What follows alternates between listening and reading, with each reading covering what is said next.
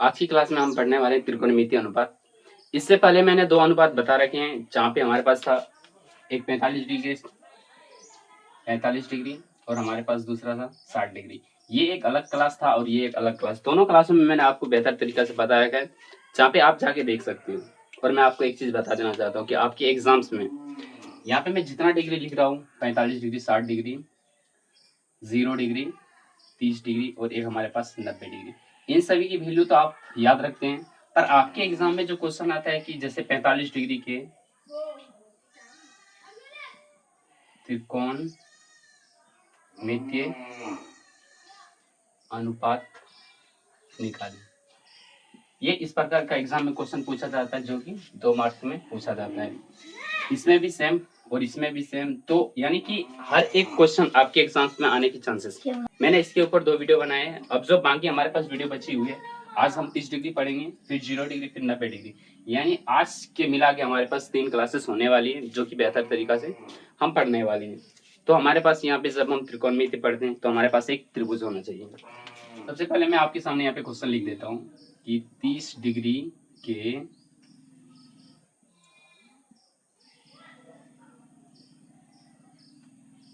त्रिकोणमितीय अनुपात निकालें। जैसे मैं आपको बताना चाहता हूँ, हमारे पास 30 डिग्री में भी एक समबाहु त्रिभुज होना चाहिए। मैं यहाँ पे त्रिभुज बनाता हूँ। यहाँ पे ये हमारे पास एक समबाहु त्रिभुज है, ए भुजा है, बी और सी। अब मैंने यहाँ पे क्या किया था कि इस पे एक लंब खींचा था मैंने, और यहाँ पे ये लंब जो होगा हमारे पास 90 डिग्री का होता। अब यहाँ पे ये हमारे पास एक समबाहु त्रिभुज है, तो हम जानते हैं समबाहु त्रिभुज में तीनों कोण बराबर होते हैं। ये भी 60 डिग्री और ये भी 60 डिग्री, और हमारे पास ये भी भुजा जो होगा ये 60 डिग्री का होगा। पर हमें यहाँ पे 30 डिग्री चाहिए। अब यहाँ पे हमारे पास ये जो लंब डाला गया, तो इसको आधा भाग में बांटेगा, यानी कि 60 का आधा 30 डिग्री ये होगा, और ये भी हमारे पास यहाँ पे 30 डिग्री होगा। और यहाँ पे हमारे पास ये पॉइंट्स दिए है, यानी कि एडी जो लंब डाला गया है वो हमारे पास बीसी भुजा पर डाला गया है। अब देखो, मैं यहाँ पे इस भुजा को x मानता हूँ, और ये भुजा भी हमारे पास x है, क्योंकि हमारे पास ये एक समबाहु त्रिभुज है x x। अब इन दोनों को मध्य में बांटती है, तो ये हमारे पास भुजा हो जाएगा x/2, और यहाँ पे भी x/2 हो जाएगा। मैं अब आपके सामने लिखता हूँ, ए भी भुजा हमारे पास x है, और फिर हमारे पास b और d भुजा जो है वो x/2 है, और यहाँ से CD भुजा भी हमारे पास x/2 है, और हमारे पास अब AD भुजा चाहिए। तो AD भुजा हमारे पास कितना हो जाएगा वो हमें निकालना होगा, और इसको हम निकालेंगे जब हमारे पास एक समकोण त्रिभुज है। जैसे मैं यहाँ पे बात करता हूँ ABD त्रिभुज, तो ये एक समकोण त्रिभुज है। आप देख सकते हो हमारे पास यहाँ पे ये D जो है वो 90 डिग्री का है, इसलिए हमारे पास ये जो त्रिभुज है वो 90 डिग्री का है। देखो यहाँ पे कुछ किताबों में हमारे पास x की जगह a माना है, तो आपको इसको लेके कंफ्यूज नहीं होना है। बस आपको यहाँ पे ये याद रखना है कि हमारे पास कर्ण क्या है, लंब क्या है और आधार क्या है, बस यही काफी है। देखते हैं एबीडी त्रिभुज में, तो हमारे पास यहाँ पे ए बी हमारे पास x है, और बी डी हमारे पास x/2 है। अब हमें चाहिए एडी भुजा, तो एडी के लिए हमारे पास एडी हमारे पास लंब है, तो लंब बराबर हमारे पास क्या होता है, कर्ण स्क्वायर माइनस आधार स्क्वायर, यानी कर्ण हमारे पास ए बी का स्क्वायर हो जाएगा और माइनस आधार बी डी का स्क्वायर हो जाएगा। फिर हमें ए डी चाहिए, तो उसके लिए हमारे पास ए बी की वैल्यू कितनी है, यहाँ से आप देख सकते हैं x का स्क्वायर माइनस बी डी की वैल्यू x/2 का होल स्क्वायर। अब इसे सॉल्व करेंगे तो यहाँ से हो जाएगा x² माइनस x²/4। यहाँ से सॉल्व करेंगे तो ये हो जाएगा 4x² माइनस x²/4। और यहाँ से सॉल्व करेंगे तो ये हो जाएगा 3x²/4। जब इसको हम बाहर निकालेंगे तो ये हो जाएगा हमारे पास √3x को बाहर निकल के आएगा, और जब √4 का करेंगे तो ये हमारे पास 2 हो जाएगा, और यहाँ पे ये हमारे पास ए डी की भुजा हो जाएगी। अब यहाँ पे आपके सामने सब भुजा निकल के आ गया। अब हमें क्या करना है, जैसे आप जानते हो साइन थीटा हमारे पास लंब बटे कर्ण होता है। जैसे मैं यहाँ आपके सामने लिखता हूँ साइन 30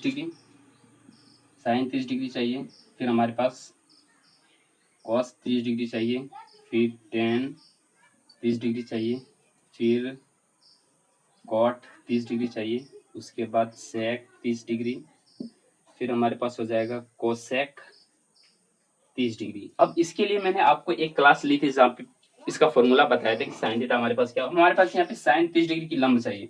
अगर यहाँ पे ये 30 डिग्री है तो इस 30 डिग्री का हमारे पास लंब जो होगा वो इसके अपोजिट वाला एंगल होगा, यानी कि BD हमारे पास लंब हो जाएगा। तो यहाँ से BD हमारे पास लंब होगा और जो कर्ण है तो कर्ण फिक्स होता है जो कि AB है, और यहाँ से AB हमारे पास कर्ण होगा। अब BD की वैल्यू हमारे पास यहाँ पे है x/2 और AD की वैल्यू हमारे पास x, तो यहाँ पे गुना x हो जाएगा। x से x कैंसिल और इसकी वैल्यू हमारे पास 1/2 आएगा, जो कि सबको पता है कि साइन 30 डिग्री की वैल्यू 1/2 होती है। अब मैं आगे की बात करता हूँ cos 30 डिग्री। तो cos 30 के लिए हमारे पास क्या होगा, आधार बटे कर्ण। अब यहाँ से आप देखेंगे कि 30 डिग्री के लिए हमारे पास आधार क्या हो जाएगा, आधार तो हमारे पास यही होगा, AD हमारे पास आधार हो जाएगा जो कि 30 डिग्री के सटीक भुजा है। तो हमारे पास AD आधार होगा, तो यहाँ से AD आधार और बटे कर्ण की वैल्यू हमारे पास फिक्स है AB है, तो यहाँ से ये AB हो जाएगा। अब AD की वैल्यू मैंने आपको यहाँ पे निकाल के बताया कि √3x/2 होगा, और यहाँ पे AB की वैल्यू चाहिए तो वो x है, तो यहाँ से x कैंसिल, इसका वैल्यू निकल के आएगा √3/2। अब हमें tan 30 डिग्री चाहिए, तो tan 30 डिग्री के लिए हमारे पास होता है लंब बटे आधार। अब यहाँ से जो tan 30 डिग्री, अब 30 डिग्री का लंब मैंने ये बताया BD, तो यहाँ से लंब हो जाएगा BD, और यहाँ से हमारे पास जो आधार होगा, आधार मैंने बताया AD, तो AD हमारे पास आधार हो जाएगा। अब यहाँ से BD की वैल्यू कितनी है, BD की वैल्यू x/2 है, और यहाँ से आधार की वैल्यू हमारे पास ये AD हो जाएगा, और AD की वैल्यू मैंने यहाँ निकाल के दिखाया है कि √3x/2, यानी कि हमारे पास 2 ऊपर हो जाएगा और √3x नीचे हो जाएगा। तो यहाँ से 2 कैंसिल, x भी कैंसिल, निकल के आया हमारे पास 1/√3। अब cot 30 डिग्री चाहिए, तो cot 30 डिग्री के लिए हमारे पास आधार बटे लंब होता है, और यहाँ पे मैंने आपको बताया कि हमारे पास इस त्रिभुज में आधार हमारे पास यहाँ पे ये है AD, तो AD आधार हो जाएगा और लंब हो जाएगा BD, तो BD लंब हो जाएगा। अब AD हमारे पास की वैल्यू कितनी है, √3x/2 है, और हमारे पास BD की वैल्यू x/2, यानी कि यहाँ पे 2 हो जाएगा और यहाँ पे x हो जाएगा, तो x कैंसिल और 2 भी कैंसिल, तो निकल के आया √3। अब हमें sec 30 डिग्री चाहिए, तो sec 30 डिग्री के लिए हम जानते हैं कि कर्ण बटे आधार होता है हमारे पास, कर्ण बटे आधार, और कर्ण की वैल्यू यहाँ से हमारे पास AB है, तो AB कर्ण है, और आधार हमारे पास हो जाएगा AD आधार है। अब कर्ण की वैल्यू हमारे पास x है, और AD की वैल्यू यहाँ है √3x/2, यानी कि 2 ऊपर हो जाएगा, और हमारे पास ये हो जाएगा √3x, x से x कैंसिल, निकल के आएगा 2/√3। अब कोसेक 30 डिग्री चाहिए, तो कोसेक 30 डिग्री हम जानते हैं हमारे पास फॉर्मूला होता है कर्ण बटे लंब, और यहाँ से कर्ण की वैल्यू हमारे पास हो जाएगा। मैं आखिरी बार समझा रहा हूँ कि कैसे हम कर्ण की वैल्यू देखें। ये हमारे पास त्रिभुज है, इस त्रिभुज में ये हमारे पास 30 डिग्री है। अब इस 30 डिग्री का हमें लंब चाहिए, तो इसका जो अपोजिट भुजा होगा वही लंब हो जाएगा, और इसके जो सटीक भुजा है वही आधार हो जाएगा। तो हम सही हमेशा ये कर्ण और लंब, और हमेशा याद रखना कि कर्ण की जो वैल्यू होती है वो फिक्स होती है, पर आधार की वैल्यू इधर उधर हो सकती है, पर कर्ण की वैल्यू हमेशा फिक्स होती है, ये आपको याद रखनी है। अब यहाँ से जैसे हमें कर्ण बटे लंब चाहिए, तो कर्ण हमारे पास फिक्स है, यानी कि यहाँ पे कर्ण की वैल्यू AB बटे, और अब मैं लंब चाहिए, तो मैंने लंब बताया आपको यहाँ पे 30 डिग्री के अपोजिट ये भुजा BD, तो यहाँ से लंब की वैल्यू BD हो जाएगा। अब हमें AB की वैल्यू कितनी है, x है, और यहाँ से BD की भुजा हमारे पास x/2 है, तो यहाँ से ये गुना 2 हो जाएगा और नीचे x हो जाएगा, x से x कैंसिल और इसकी वैल्यू 2 निकल के आ गया। अगर इस वीडियो को आपको सॉल्यूशन समझ में आया तो आप एक लाइक कर दीजिए, और चैनल पे पहली बार आए तो चैनल को सब्सक्राइब कर लीजिए, क्योंकि इस चैनल पे जितने भी कंटेंट अपलोड होंगे वो आपके 2026 एग्जाम के लिए बहुत ही हेल्पफुल होगा। और मैं एक चीज आपको बता देना चाहता हूँ कि इसकी प्रीवियस वीडियो आपने यदि नहीं देखा है, क्योंकि यहाँ पे मैं जो भी पढ़ा रहा हूँ वो पिछले वीडियो के कनेक्टेड है। जैसे आपको यहाँ पे अगर पता नहीं कि साइन 30 डिग्री की वैल्यू लंब बटे कर्ण कैसी होती है, तो मैंने इसकी वीडियो भी आप अपलोड करके रखा है, तो आप वहाँ पे जाके देख सकते हैं। अब यहाँ पे हम इस पाइथागोरस से इसकी वैल्यू कैसे निकाल रहे हैं वो भी मैंने डिटेल में बता रखी है, तो आप वहाँ से भी जाके आप इन सभी को देख सकते हो और चीज़ों को क्लियर कर सकते हो।